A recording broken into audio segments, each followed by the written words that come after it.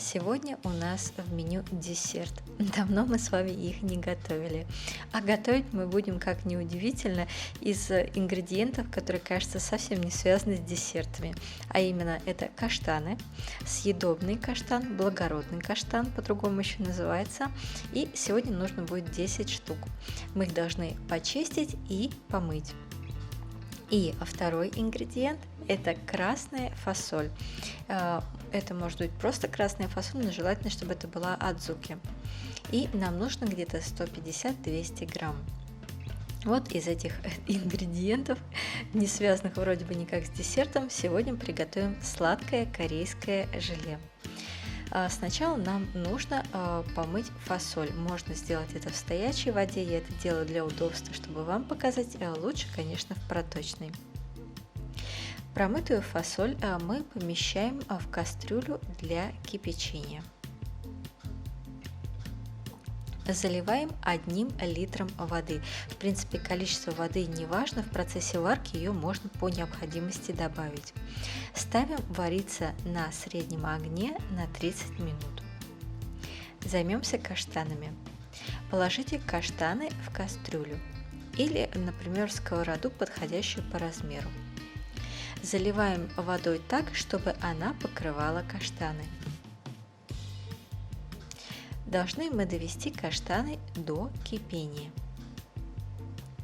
Когда вода закипит, если образовалась пена, то ее нужно снять.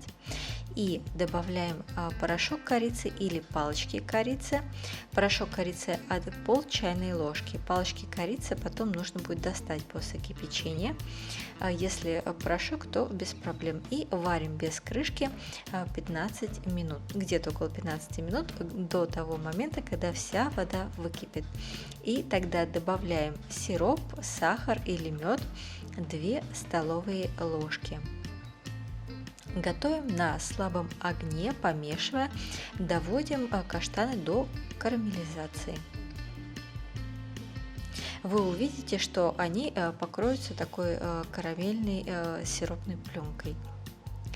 Затем нам нужно положить их на сито или друшлаг, чтобы излишки сиропа стекли. После 30 минут кипячения мы выключаем огонь под фасолью и оставляем ее стоять под крышкой 30 минут.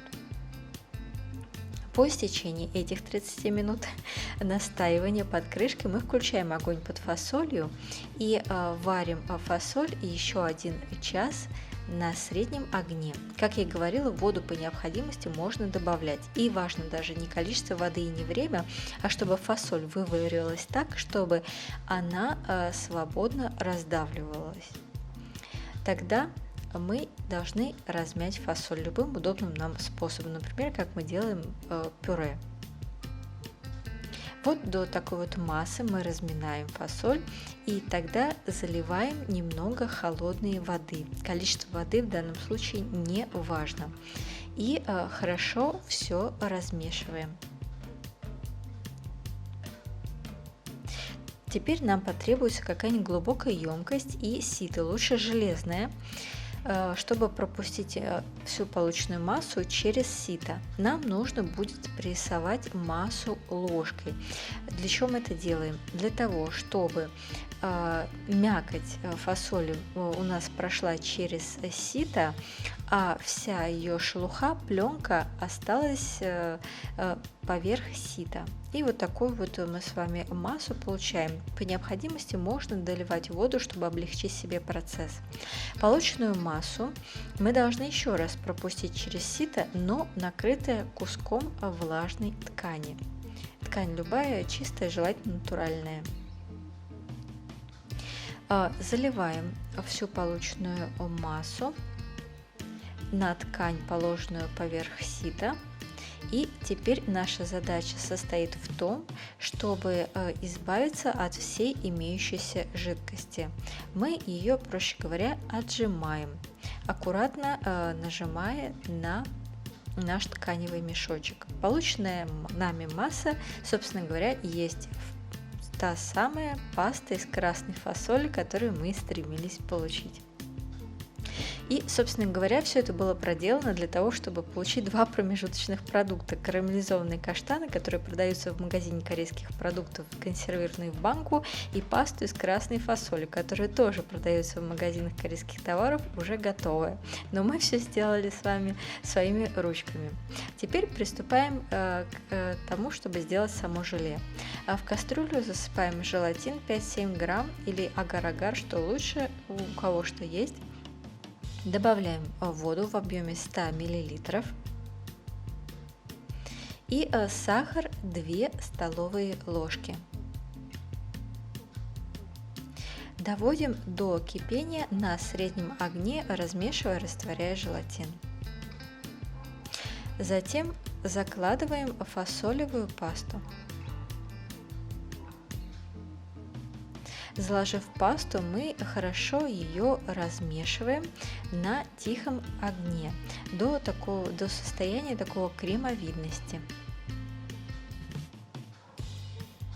И тогда заливаем сироп или мед или сахар, что есть 2 столовые ложки. И продолжаем готовить, помешивая на тихом огне 2 минуты. После этого можно разлить уже по формам, добавив каштаны. Каштаны можно было либо заложить сразу при перемешивании, либо вот так вот. Это зависит от того, какие формы вы выбрали.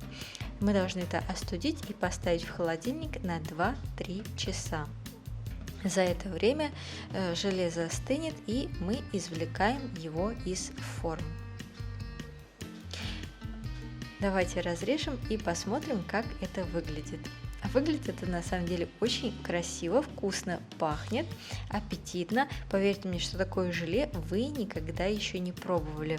Оно очень сытное, с такой очень приятной кремовидной текстурой. А начинка внутри из орехов такая сладкая и очень питательная. Это делают осенью. Это блюдо традиционное в Корее и как раз подходит на десерт к празднику осени 1 октября Чусок. Надеюсь, вам было интересно. Лайкайте, подписывайтесь. Здесь описан способ приготовления и еще раз ингредиенты. Приятного аппетита!